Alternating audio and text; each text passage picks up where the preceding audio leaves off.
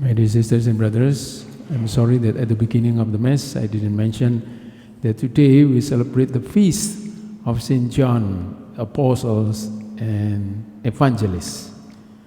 And I think the reason why we read the first letter of St. John and also the Gospel of John is because of that celebration. So we need to reflect on our readings to understand the role of St. John, the Apostles, and the Evangelists. Why the Church chooses these two readings?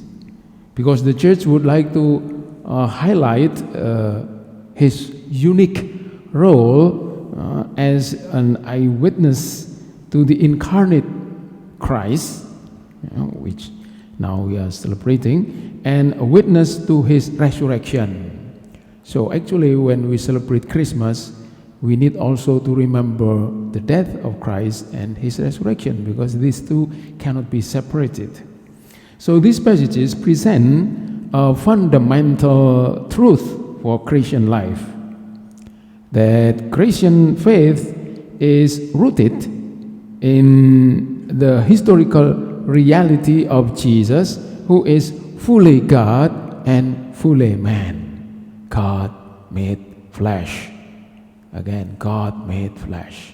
Jesus is God, Jesus is man.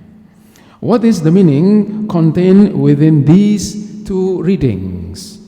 The first reading, the first letter of St. John, chapter 1, verses 1 to 4, asserts John's authority as an eyewitness who has heard, seen, and touched Jesus, the Word of life, the Word made flesh.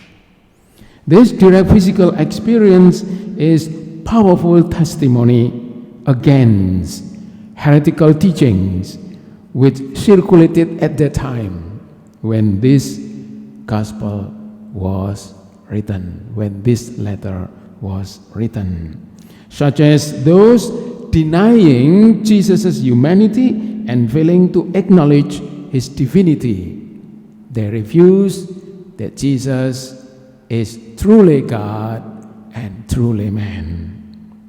John proclaims this reality to invite others into communion, a shared life with God the Father and his Son, Jesus Christ, which is the source of complete Christian joy. So if we would like to experience Christian joy, we cannot separate our lives from Jesus. The Gospel of John, chapter 20, verses 2 to 8, shows the pinnacle of John's testimony in the resurrection of Jesus. Upon discovering the empty tomb, John saw the burial cloth lying neatly, and he saw and believed. So, saw and believed. His faith was founded on evidence demonstrating that death had been vanquished, rather than on seeing the risen Jesus at the precise moment. No one, my dear sisters and brothers, saw with his or her eyes the moment of the resurrection of Jesus. But we believe in his resurrection, not because we saw, but we believe that Jesus really risen from the dead. This passage underscores that the Word of life who became flesh is also the Lord of life. He is victorious over death. So now, how could we read the messages from these readings? These two passages are relevant to Christians for at least three reasons. The first, our faith is based on real Jesus. Our faith is not based on myth or legend, but on historical testimony of the apostles who interacted with the real Jesus. So if the real Jesus has interacted with the apostles, he can also interact with us in our lives today. Second, John's purpose in writing was to draw people into communion with God through Jesus. These readings remind us that the Christian life is about personal relationship with God and the fellowship made possible by Jesus. So we can unite ourselves with God only through Jesus. Third, John calls us to witness.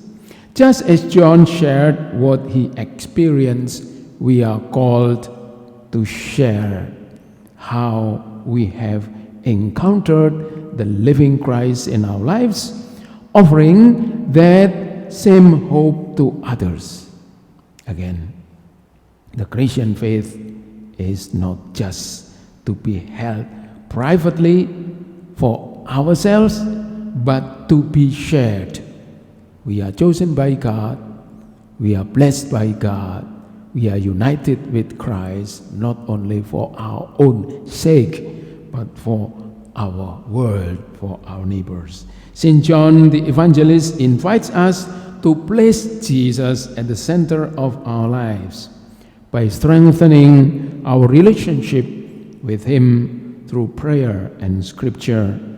We enter into communion with the Father and the Son, and our joy is made complete. So prayer, reading Scriptures are very important for our lives. If we claim we are Catholics, but we don't pray, we don't read the Scriptures, this is very dangerous. This is only empty claim, nothing inside. Dear brothers and sisters, do we build a strong personal relationship with Jesus Christ, the center of the Christian life?